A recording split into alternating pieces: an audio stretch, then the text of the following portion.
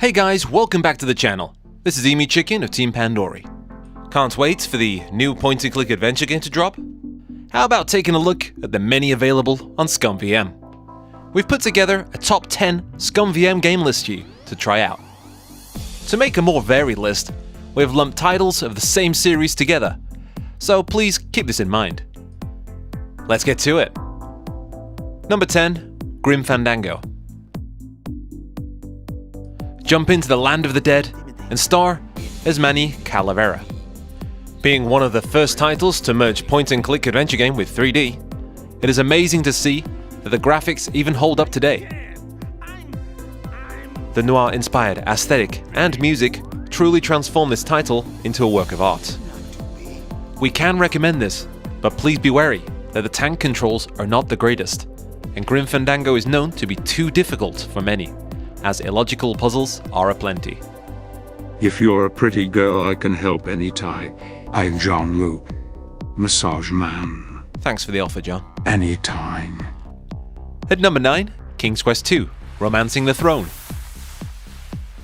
Continuing the well-known typing adventure franchise, we are brought into this fairy tale world. With the big bad wolf, mermaids, bat witches, and permadeaths, it makes King's Quest II a very difficult title. However, don't let that put you off, as playing this with a child, it can be a very rewarding and fun learning tool that many will overlook. Remember, there are guides online, so check it out.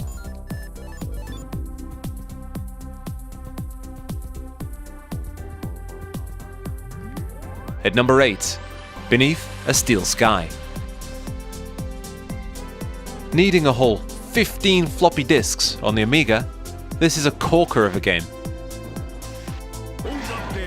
Engaging from the introduction, we're thrown into a dystopian nightmare, running from those that want you dead. On the surface, it does look a bit dark, but don't let that dissuade you.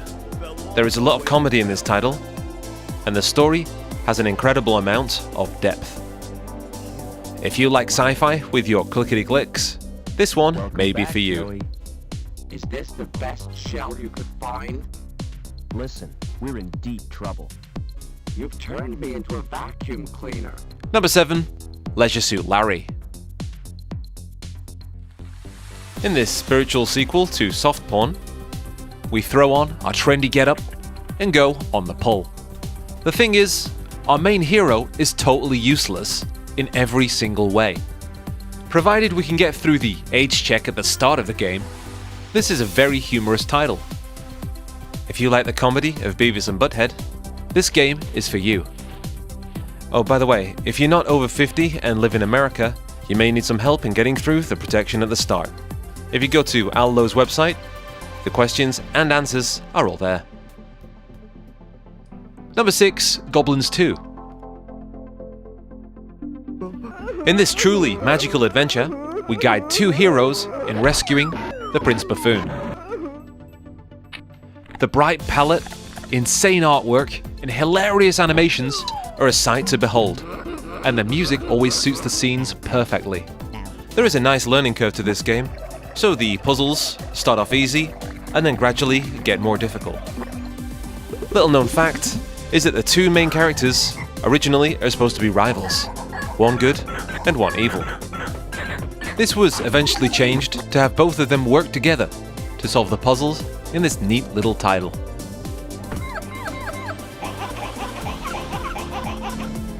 At number 5, Put Put joins the parade.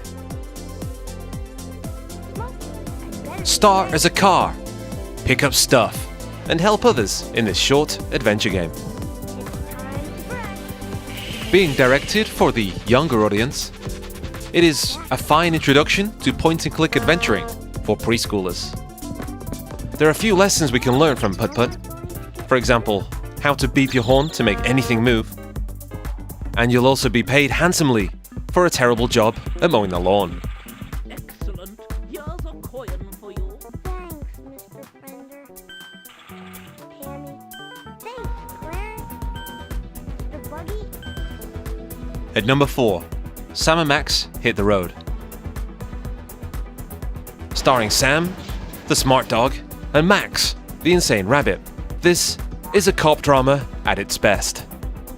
Solve the mystery of the missing Bigfoot by driving all over the United States, finding clues and chasing leads. This talky point-and-click adventure game is full of comedic dialogue, great animation, and insane puzzles. LucasArts did a great job with most, if not all, games of this era. Sam & Max Hit the Road really did showcase how well PC games can look in the early 90s. Extra value is also included with the coloring books and the minigames.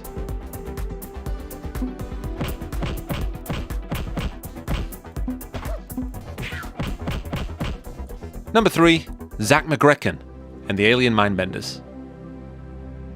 Zach wakes up from a nightmare, which prophesizes and boots our journey to Mars into action. You may notice that the art is very reminiscent of Maniac Mansion, which shares some similarities. But in Zach McGrecken, we can travel the world. A three-headed squirrel? Smack it down with an electric guitar. Microwave on the flight? Explode an egg in it. This is really only a taste of what crazy antics you can face in this game starring a tabloid reporter. Being released on many systems, we prefer the extremely creepy Amiga version. With the original game being released in 1988, this game has an incredible fanbase, and many unofficial sequels have been released. At number 2, The Secret of Monkey Island. We play as Guybrush Threepwood, and our goal is to become a pirate. That quickly ramps up into a rescue mission, and your journey to Monkey Island. Pretty much everything is on point in this game. The artwork, story, music, dialogue, and comedic timing creates the recipe to which many see as the first perfect point-and-click adventure game. Not too easy nor difficult, this is the perfect introduction to the genre.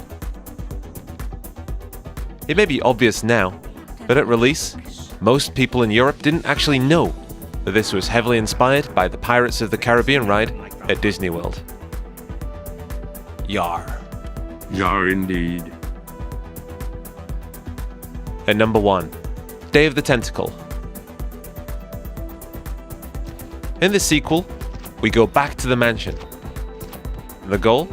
To travel through time and stop the purple tentacle from taking over the world.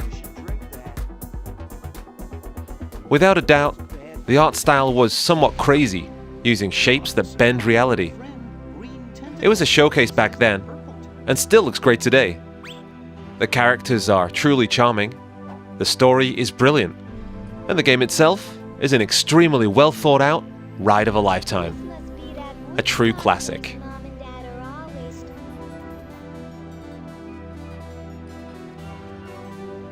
Do you agree with our list?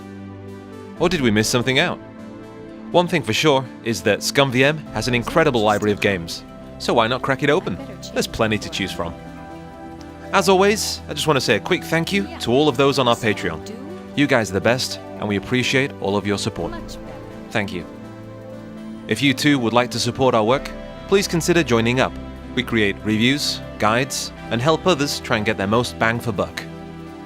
We also pull apart the Pandora boxes and the A500 Mini. If you enjoyed this video, please give us a like, subscribe, and maybe comment down below on your thoughts to the new Return of Monkey Island. Personally, I'm pretty excited. Anyway, this has been Emi Chicken of Team Pandory, and I'll catch you on the next one.